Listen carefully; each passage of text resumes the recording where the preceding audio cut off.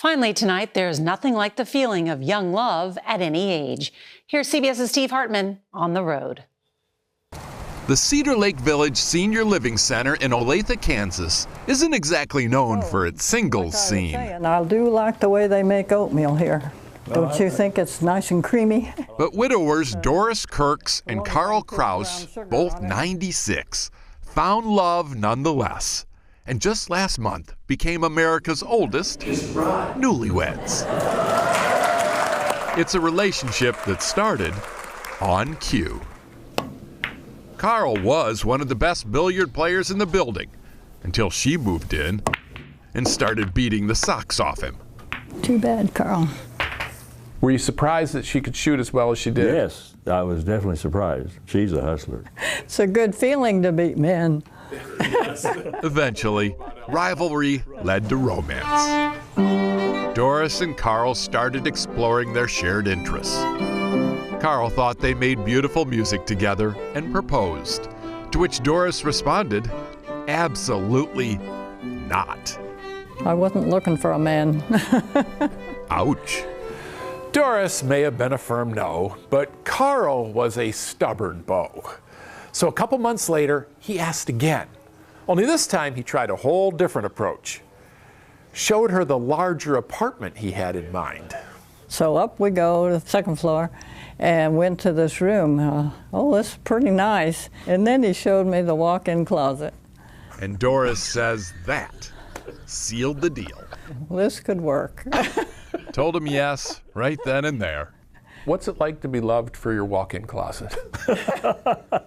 It's okay. This is it. Of course, Doris says Carl also made more room in his heart. He told me he was dedicated to making this a happy marriage.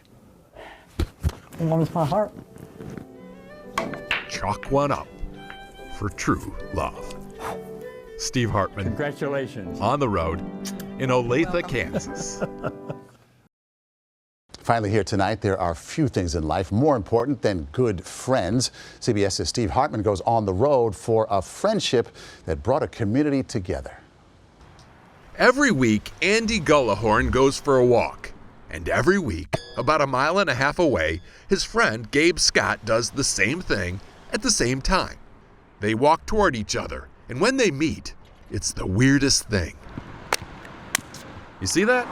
Clap, snap, high five.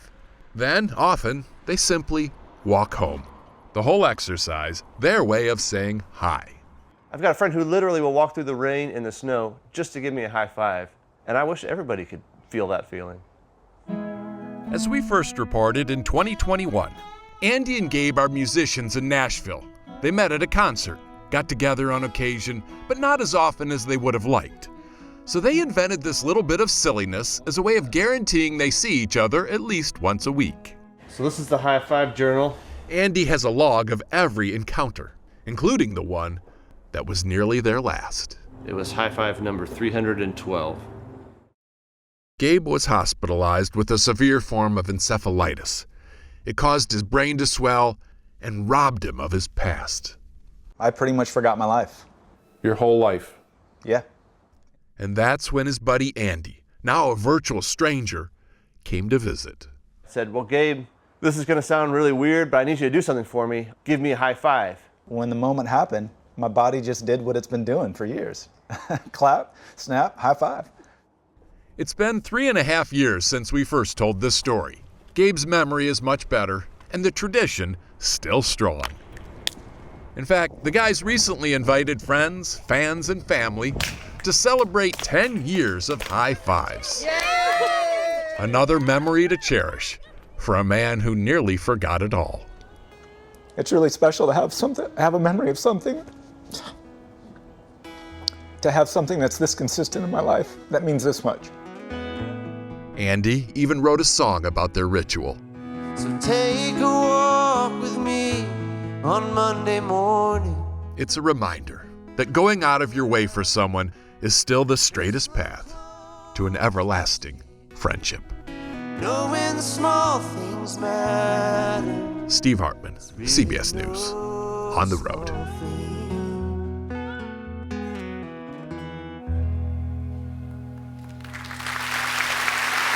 Thank you very much.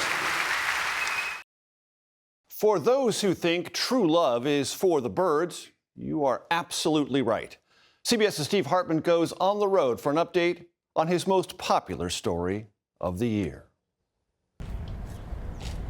To me, some of the saddest tombstones are the incompletes, the couples where one has passed but the other still present, buried above, under a mound of loneliness, such as the case of Blossom the goose. As we first reported last March, Blossom lost her mate, Bud. They'd lived on the pond here at Riverside Cemetery in Marshalltown, Iowa. And according to cemetery staff, after Bud died, Blossom's grief was as evident as any human's. Her behavior was it was quite a change. General Manager Dory Tommen says Blossom started hanging out near the front office, always staring at herself in the glass or the model tombstones. She wanted company. Even if it's just a reflection. Yeah. And that's when Dory got a crazy idea. A hysterically lovely, crazy idea. She posted a personal ad that read in part, "Lonely widowed domestic goose seeks life partner for companionship and occasional shenanigans. I'm youthful, adventurous, and lively." I mean, what are the odds you're going to find some goose, a male goose? Oh, in Iowa? Apparently, this state is lousy with bachelor geese. And sure enough, she got a call from Deb and Randy Hoyt, owners of a widower goose named Frankie. He needed a mate. Yeah, and plus he's so lonely. You know, I thought, well, that'll be great, you know. And so they set up a blind date where Blossom welcomed Frankie with open wings. They started walking off together and they haven't really left each other's sides since. After our first report, which garnered more than 6 million views on Facebook, visitors flocked to see the couple. People sent them goose gifts and even fan mail, all in appreciation for the lovely reminder to lonely humans everywhere that until your last day is etched in stone, don't ever give up on finding goosebumps. Steve Hartman on the road in Marshalltown, Iowa. Finally, tonight, from the ashes of ruin comes a story of true love. Here's CBS's Steve Hartman on the road. Bride and groom Elizabeth and Jake Landit say their wedding was like a fairy tale. You may kiss your bride. Everything we could have dreamed of. Until my dad was doing his father of the bride speech, and just a minute in, he was interrupted by some of our guests. House on fire. And that was the end of that. What's going on here? As we first reported a couple years ago, the cottage right next to their wedding venue on Mackinac Island, Michigan caught fire, and everyone had to evacuate the area. This is a picture of the newlyweds abandoning their reception. I just figured we had to walk away from that. So we just started heading towards the church. The church where they'd just been married. This time, they prayed for everyone's safety. And in the end, no one was hurt, and even the building was saved. seemed like the only thing that couldn't be salvaged was their wedding day. But unbeknownst to the bride and groom, while they were in that church praying, angels were swooping in from all over town. We needed to step up and do the right thing. First, the chef at the venue took all 120 meals to a restaurant next door. We just cooked it, sauced it, and off down the street it went. Down the street to a resort that had an event space available. And we started just pulling everything that we had. And what they didn't have, yet another restaurant provided. So we got it all on a cart and pushed it down Main Street. And because of everyone's efforts, it's gonna be great. In less than an hour, the bride was back to blushing. And what did you charge for this help? Nothing. I didn't charge him anything. Nothing? No. To have them pick up a reception like out of ashes in a very literal sense made the wedding better than we ever could have imagined. 2 years later, they are now one person more. Last month, Elizabeth, Jake, and baby Owen returned to Mackinac Island to celebrate their anniversary. This time, without the dramatics, but with some perspective. Dare I say you're glad it worked out the way it did? I caught up with the family over Zoom. I don't know if I quite use the word glad, but that was one day, one part of our life journey, and now we have a much more important part now. Adorable evidence that even when life turns on you, it often turns back. Steve Hartman, CBS News, on the road. Finally tonight, CBS's Steve Hartman goes on the road for a story about sharing history and finding friends. If you ever ask 98-year-old Janine Ober-Ottman how she stays so positive, especially after all she's been through, here's what she'll sing to you. Whatever will be, will be. Once a week, Janine brings her que sera mindset to this most somber setting, the Illinois Holocaust Museum in Skokie, Illinois. Her attitude made possible in part by her partner at the museum information booth, a 14-year-old boy named Dylan Stanley. So good to see you. Good to see you too. Happy When you saw him today, you got a big smile on your face. because I was so happy to see him. She does that every week. It makes me very happy. Would you like to talk to Janine? She's a Holocaust survivor and she's willing to answer any of your questions. Janine and Dylan met about a year and a half ago. Janine had been volunteering here at the museum since it opened. Dylan had just started volunteering to learn more about the Holocaust. And when they sat together at that table, it was love at first listen. It's amazing to hear from someone who's witnessed it firsthand. He's kind enough to bear with me. It's not bearing with you. It's fascinating to learn about your stories, and we need to learn about your stories in order to prevent them from happening again. Of course, at this point, Dylan has heard her stories 100 times about life in the Jewish ghettos in occupied Poland. People were thrown out on the street. And then taken to Germany by the Nazis. To forced labor. And yet, he's always willing to listen once more. Janine, do you want to tell me your story again? How come you don't tell her I've already heard your story once? Because she finds it comforting to tell people her story. For Dylan, what started out as curiosity has evolved into compassion, ensuring that for these two, whatever will be together. Que sera, sera. Steve Hartman, on the road. Que sera, sera. In Skokie, Illinois. C'est fini. Finally, CBS's Steve Hartman goes on the road with a story about the power of forgiveness. Nakia Cherry in the black and Stacy Green in the bright may look like besties from way back, but this is a bond born from bitterness.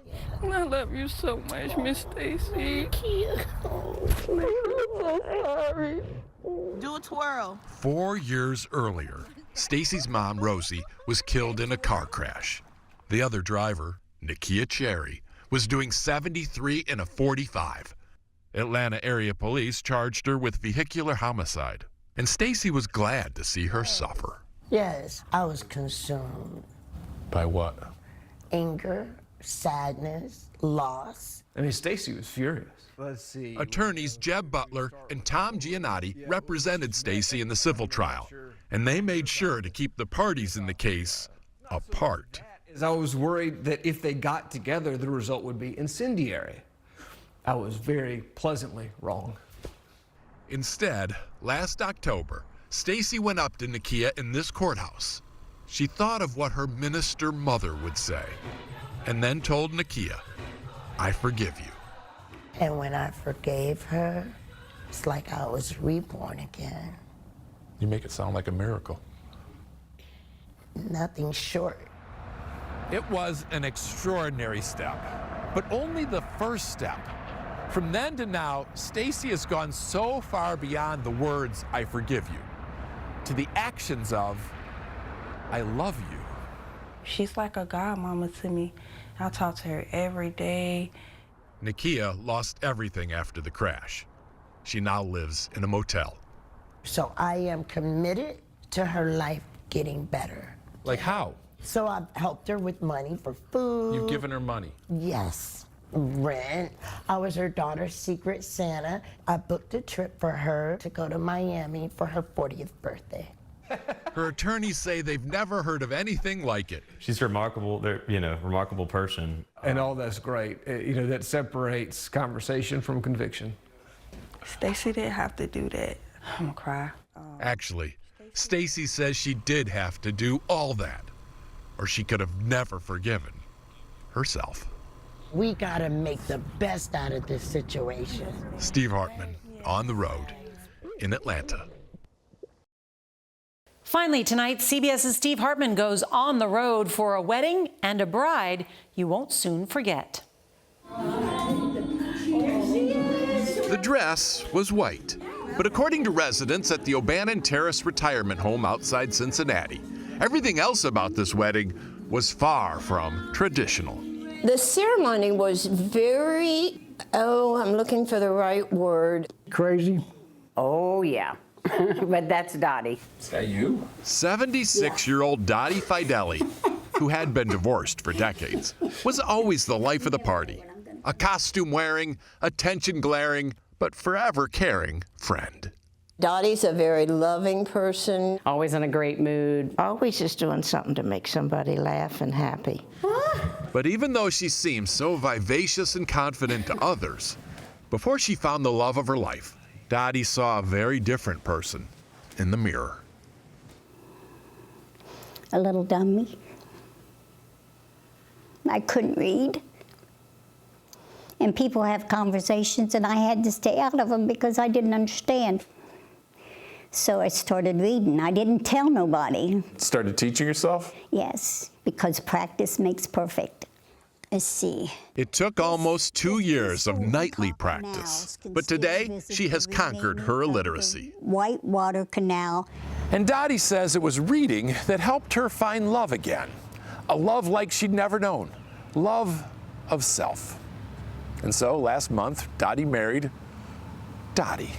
Love is patient. Obviously, it wasn't a real wedding. Love is kind. But Dottie says it was meant as a serious reminder that before you can share love, you first have to glean it from the only known source, within. And you'll find out it's all a bed of roses. The message that she put across that day of how life should be really touched a lot of people's hearts. And now opens the possibility for perhaps a real wedding. Is there a man out there that could top the love you have right now? That's not happening. You're happy with who you married? I'm happy with who I am. Sounds like this one's taken. Yeah, I'm going home. Steve Hartman, on the road, near Cincinnati. Tonight, CBS's Steve Hartman goes on the road with a college basketball coach who gave a big assist to a young cancer patient. You can't hear him over the crowd, and that may be a good thing, as Auburn University coach Bruce Pearl sneers and snarls his way through yet another basketball game. You see him on the court being tough and stuff to all the players, but there's a whole totally different side of Bruce outside of basketball, which is a nice, loving, and caring person. Auburn freshman Sam Cunningham's unique perspective comes from his greatest struggle. When he was 12, Sam was diagnosed with leukemia, and not long after, someone asked Coach Pearl to record a video for him. You're gonna beat this, son. Cancer? Pick the wrong hombre. Pick the wrong dude to mess with, okay? It was just real funny to me. Cancer picked the wrong hombre. It picked the wrong dude to mess with. That quote is what I kept with me when I got in my darkest days in the hospital and stuff. Through all his complications. You're gonna beat this, son. Through his relapse. Pick the wrong hombre. Through the days that felt like they would be his last. Pick the wrong dude to mess with. Sam kept watching that video over and over. Okay? Eventually, Coach Pearl delivered the same lines in person. Pick the wrong dude. And they became friends. And then one day, Bruce gave him another, even more inspiring message. Tell you what, you're gonna get better. You're gonna come to Auburn, and you're gonna be my assistant. And he takes me at my word. He believed it. He did. And he is. Today, he is the team manager and so happy to be here. In fact, Sam says Coach Pearl's encouragement may have saved his life. That truly healed me. I didn't think I would really get to this point from all the complications I had, so that was pretty amazing. I'm just a miracle to be here right now. This month, college coaches across the country will be praying for a national championship. But here at Auburn, this coach will be asking for something far more consequential. In my prayers, it's, God, don't let this thing relapse. Take me. Let Sam live. Basketball seasons come and go, but great coaching lasts forever. Steve Hartman, on the road in Auburn, Alabama. A broken heart is one of the most painful things a person can endure. CBS's Steve Hartman goes on the road and finds it's never too late when love is meant to be. For most of her adult life, 69-year-old Jean Gustafson has suffered from chronic regret. Can't turn back the clock. I wish I could. Would you do anything different? Yes, I would have married him. I would have married him. As we first reported a few months ago, what Jean so regrets is breaking up with her college sweetheart, So this was the spring of '72. a guy she met in the German club at Loyola University in Chicago. This is Steve and I in the back here. Jean says he would have made the perfect husband A lot of memories here. if only he'd been white. My mother was absolutely livid. I mean, What did she say? what didn't she say? How could I disgrace the family? It was not pretty. Partly because of those pressures, Jean broke up with Steve Watts and never saw him again. Until last year, when she tracked him down at this Chicago nursing home. What I found was sort of a broken man. Like Jean, Steve was divorced with no kids. But life for him had been much harder. He'd fallen on terrible times. He was homeless, had 2 strokes, and was almost unrecognizable the day Jean walked back into his life. But he's still the wonderful, gorgeous man that I knew. Did all those feelings come rushing back? Yes, for both of us. And so, with her mother no longer in the way, Jean made arrangements to move Steve from the nursing home to her home in Portland, Oregon. Sleeping. I feel terribly lucky that I get a second chance. Steve? Steve's health issues have left him bedridden, but his mind is sharp and his heart young. In fact, if you listen closely, you can still hear his devotion, unwavering after all these years. I always love you. Racism drove its wedge, and love wormed its way back, permanently. A few weeks ago, 43 years after her mom laid their love asunder, Jean and Steve were married. Newlyweds, now well on their way to making up for a lifetime of lost time. Steve Hartman, CBS News, on the road. Finally tonight, they say breakfast is the most important meal of the day. CBS's Steve Hartman found one home where it's good for the body and the soul on the road. They come together at the crack of dawn from all directions, converging on this tiny house in St. Louis, Missouri, for their weekly Wednesday visit with 66-year-old Peggy Winkowski. It's raining. Grandma Peggy brings everyone together. She's just like a built-in grandma to all of us. She cares for us a lot. She really cares for us. The students who visit Grandma Peggy attend Bishop DeBerg High School and are part of what they call the Wednesday Breakfast Club. Seeing the spread, you can understand why kids might want to come here. But what isn't so clear is how Peggy got roped into hosting. The Wednesday Breakfast Club actually used to meet at this diner. Until one day, a kid named Sam Crow said, "You know, my grandma could cook better than this." So the next Wednesday, they showed up at her doorstep. I'm like, okay. And they came all school year every Wednesday. That was back in 2021, and it continued merrily until that day. when all joy was lost. About a year and a half ago, Peggy's grandson, Sam, a sophomore at Bishop DeBerg, was killed in a hit and run. The boy was beloved. So, of course, breakfast was the last thing on anyone's mind. And yet, the very next Wednesday, and virtually every Wednesday since during the school year, the kids have returned to Grandma Peggy's in numbers far greater than before. Sam would be so proud. Look at what he started. Everyone coming together for a heaping helping of healing. It melts my heart. It's really not about the food. It's just about being together. We benefit from her. She benefits from us. It's like we feed off each other. And we're like keeping his memory alive. So yeah.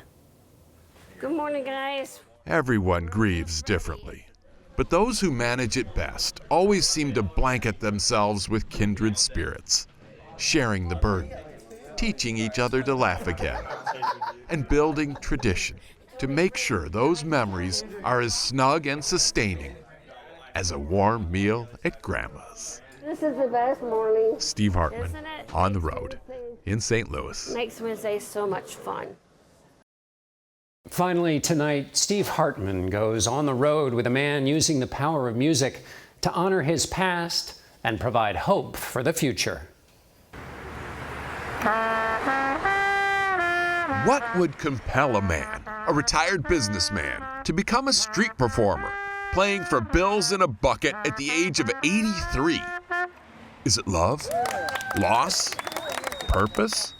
Yes, yes, yes. On our honeymoon. Larry Kingsley says the love part is Georgianne, his wife of 23 years. Did she always put her head right there? Usually. I liked it there. Unfortunately, she's also the loss part. 4 years ago, Georgianne was diagnosed with Alzheimer's disease. And the doctor says, you know, it's going to be difficult. I said, I know, but I'm married to her, so I'm going to be with her. And with her, he was.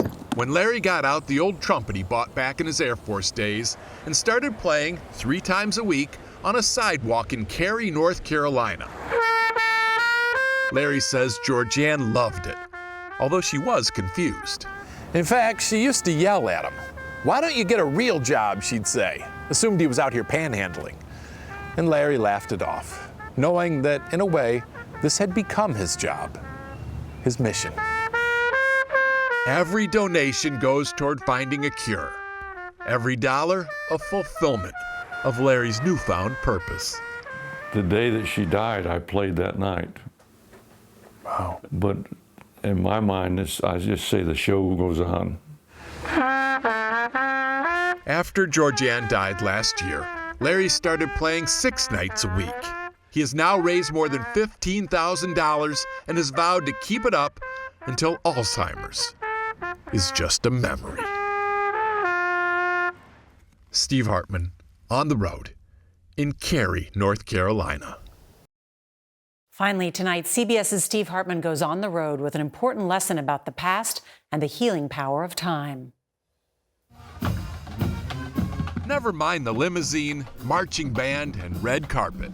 What amazes 75-year-old Marvin Jones the most is that he's back at his old high school, period. Because when I left Brunswick High School in 1966, I said I would never return. It was a different time. Schools across the South were desegregating, including Brunswick High in Lawrenceville, Virginia, where it fell to Marvin and these 14 other kids to take that first painful step. On the bus, the students would bring KKK flyers. And when I would come down the hall, they'll close their nose and say, "Here comes a skunk," okay? I felt as if I had leprosy. Even decades later, those memories haunted. So to heal, Marvin decided to put pen to paper, writing letters to the very students who tormented him. What did you say in the letters? I would tell what each person had done to me. Marvin wrote about 90 such letters to former classmates, pouring out his pain whether people wanted to hear it or not, and most didn't. But one of the letters he mailed struck a different tone, and that letter was very well received. That is he. The recipient was Paul Fleshett. Marvin says Paul was one of the few students who never bullied him or said an unkind word. Really touched me. Marvin wrote, "There were many days that I wanted to strike up a conversation with you, and that I perceived you as one of the students I could have been friends." Did you get a sense that he was trying to open a door? Absolutely. And when you saw that, what did you think? I thought, well, I'm going to go through that door. Hey, buddy. Marvin and Paul became close friends. Good to see you. Good to see you. And that friendship eventually led to this. We acknowledge their sacrifice. We celebrate their legacy. Last week, Paul and other leaders in the community hosted a ceremony honoring the Brunswick 15. Those 15 brave children who were once treated like untouchables, now embraced with open arms. It means a lot. It means that we have overcome a lot. Marvin used to say he never had one good day at Brunswick High School, but almost 60 years later, looks like maybe he finally has. Steve Hartman, On the Road, in Lawrenceville, Virginia. Finally tonight, a reminder of some of the most important things in life. Old friends, old cars, and a chance to feel young again. Here's CBS's Steve Hartman on the road. If there's anything even remotely good about having ALS, 56-year-old Craig Reagan of College Station, Texas, says it may be a heightened sense of gratitude. Gratitude for caregivers, like his wife Nancy, friends, like his dog Taco, and memories, like his '73 Ford Mustang, which, even though it stopped running back in 1999, has taken up permanent residence at his house. It's a big paperweight. Big paperweight. Why did you keep it? I just had such an attachment to it. He's had it since high school. He was proud of it. Craig had hoped that someday his boys might want to fix it up with him, but they showed no interest in cars. Then he planned to do it himself, but ALS had other plans. So the car sat rotting, until some old high school friends caught wind. And everybody, as soon as I called these guys, they were like, yeah, let's do it. It's in your heart. You just gotta help somebody like that. So, for the next year, they went to work on it, put in hundreds of hours, while other classmates paid for parts. And not long ago, are you ready, Craig? that big, immovable paperweight One, was ready to lift off. 3! It was just almost like a piece of him That came back to life? that came back to life. Pretty vividly, actually. Okay. I'm ready when you are. Craig was diagnosed with ALS in 2016. The disease is incurable, but he has clearly found his treatment. What's it like to be back in it? I feel like I'm a teenager. And as for the people who made this moment possible, they insist the bigger gift was the lesson they received. He reminded us of something maybe we forgot. Yeah. Just do good stuff for people. That's all that matters. Just do good stuff today. Do good stuff today. No better medicine on earth. Steve Hartman, On the Road, in College Station, Texas. Finally tonight, CBS's Steve Hartman goes on the road to revisit a touching story of true love that blossomed in sickness and in health. Oh my gosh, let's find the picture. Peter and Lisa Marshall of Andover, Connecticut are paging through the most memorable day of their lives. It was unforgettable. But he's forgotten it. He has forgotten it. Who's this? It's the saddest part because you want to reminisce and you're alone in the memory. Red-winged blackbird. As we first reported a couple years ago, Peter was diagnosed with early onset Alzheimer's. Eventually, he not only forgot his wedding day, He's pretty, isn't he? he forgot his wife. Lisa became just another nameless caretaker. And yet, a whisper of their love must have remained, because Lisa says all of a sudden he began courting her, as if they'd just started dating. Until one day, a wedding scene came on TV. Peter pointed to the screen and said, "Let's do it." And I said, "Do what?" And he pointed again. And I said, "You want to get married?" And he got this grin on his face. And he said, "Yeah." So he fell in love with me again. Lisa accepted his proposal and staged a wedding for her already husband. Can't even describe to you how magical it was. He was so present, and it was very touching. Peter, you may kiss your bride. Lisa says Peter hadn't been this lucid in weeks. But it was a Cinderella moment. The clock struck 12, and by the next morning, this wedding too was lost to the fog. Yes. But Lisa says she fully expected that. I'm the one who's going to remember that, and that's going to help me heal later. Unfortunately, later came. Peter died about a year ago. Lisa is now advocating for other Alzheimer's patients and their families. She has also written a book called "Oh, Hello, Alzheimer's." I wanted people to understand the devastation of the disease, but mostly I want people to continue to find joy and really focus on being present with their loved ones. Do that, and Lisa says Alzheimer's will never defeat you. It'll just make your love all the more invincible. Steve Hartman, On the Road, in Andover, Connecticut. So, when it comes to heroes, you couldn't find a better example than the one in our next story. CBS's Steve Hartman goes on the road with an update about our past, present, and future. It all began here in Raleigh, North Carolina, A1. with a flurry of plastic bombshells. You sunk our battleship! As we first reported in 2015, Carter and Jack Hansen were really into Battleship, which led to a family vacation to see the Yorktown, a retired aircraft carrier in Charleston, South Carolina. I just realized how amazing history could be. And it was about to get even better. On that same trip, the boys learned about a World War II vet named Robert Harding, who actually served on the Yorktown. They got his email address, started corresponding daily, and even put his picture by their beds. Give them the chance and they'd chew your ear off about Mr. Harding and what he did on board as a plane handler. And when the plane's ready to launch, he would go unstrap this, and the plane would go flying that direction. The folks who run the Yorktown say a lot of kids love the ship, but no kid has ever fallen for a sailor who served here like these two boys have fallen for Mr. Harding, which is why, for this trip, the Yorktown made special arrangements Okay. for a surprise visitor. Mr. Harding? That's right.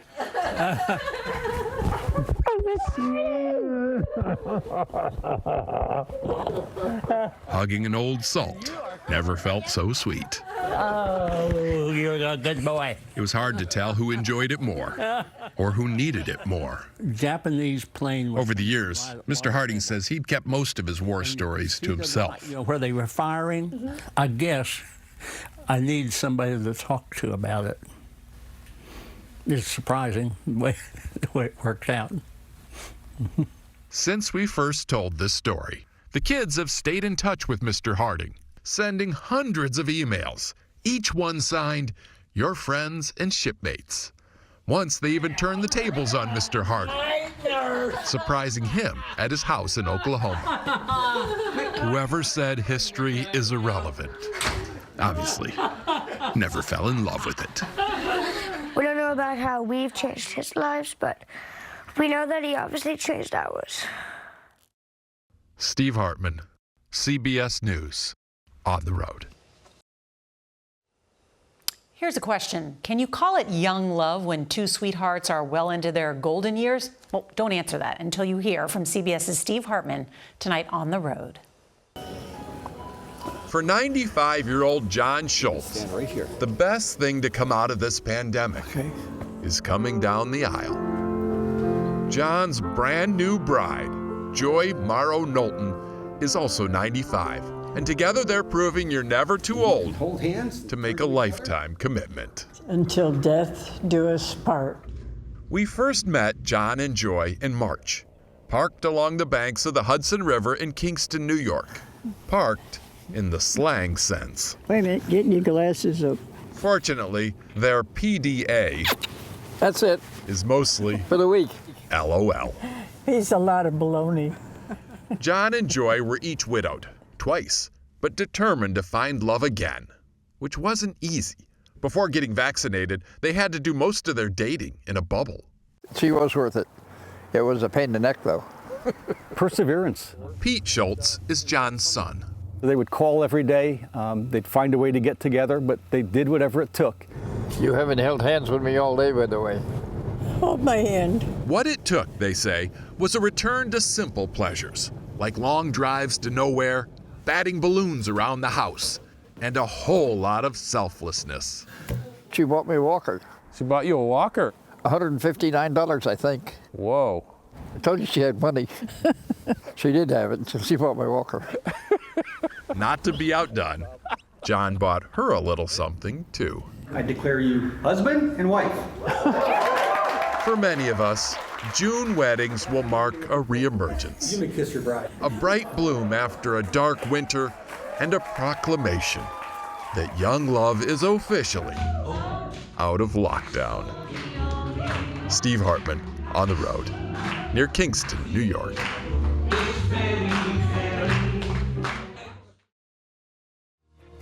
If you ever had any doubt that magic exists in the world, look no further than our next story. CBS's Steve Hartman makes a return to the fairy garden on the road. Kelly Kenny was walking in her Los Angeles neighborhood one day when she came across a fairy garden. And while staring at these tree trunk trinkets, she felt an alter ego emerging. On my walk back, I was brainstorming ideas of what my name was going to be. And What do you mean what your name is going to be? my imagination just kind of took over, and I just started thinking like, well, maybe if I left a note like as a fairy, that would be really fun to do. And so, as we first reported about a year ago, Kelly did just that. Left a note for whoever built the garden. "My name is Sapphire," she wrote. "I'm one of the fairies who lives in this tree." The next day, a 4-year-old girl named Eliana wrote back. The first exchange in what evolved into a remarkable friendship. Months of letters and presents and glitter galore. Glitter! They traded photos with one another and unlocked a world of wonder. Eliana's mom, Emily, couldn't be more grateful. Can you believe the extent that she went to for all this? Oh, we were constantly floored. Like the gifts that she would give were just so personal and so kind. And we were just like, we don't even know you. Yeah. Eliana felt like the luckiest girl in the world. But what she wanted more than any present was to meet her new friend. And that's when Sapphire remembered that fairies can, on very rare occasion, turn human size. Which is how, one day, she appeared.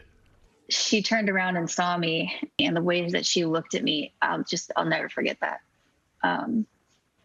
It was just really magical. So, Since we first told this story, the magic has multiplied. Hi, how are you? Sapphire spread the word. All of the fairies have been talking about it. Other forest creatures reached out, And I'm an elf living in the Hocking Hills far to the east. widening Eliana's wonder. But Kelly says even if you don't have wings, you can still lift others. I want people to believe that they don't have to be a fairy to give a little bit of magic to somebody else, and it doesn't have to be a child either. That true love for one another, that's real. Real as it gets. Steve Hartman, CBS News, on the road. Spring is a time of rebirth and renewal. But for one Connecticut community, it's also a time to remember a love story for the ages. Here's CBS's Steve Hartman on the road. For many, it's a mystery that blooms anew every spring. How many years has this been here? I don't know, a long time though.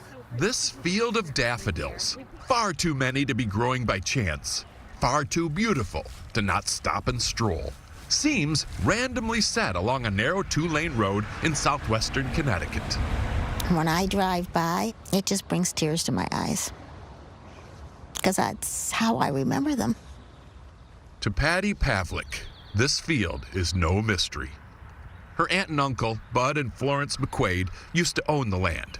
Patty says her Uncle Bud planted these daffodils because Florence loved them so, and because he loved her so, through 60 years of marriage.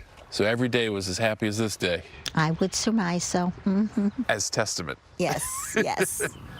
Today, there are roughly 40,000 flowers. That was his memory of her. After Florence died, dividing the bulbs to grow more became Bud's annual tribute and obsession. He lived to 103, planting daffodils almost to the very end. Bud passed in 2019, and his property went on the market. It's a prime building lot, so many thought that would be the end of it. You know, someone would build something on this, and this would become just someone's front lawn, and the flowers would be gone. But neighbor Stacy Steinmetz stepped in, buying the property and the metaphor that comes with it.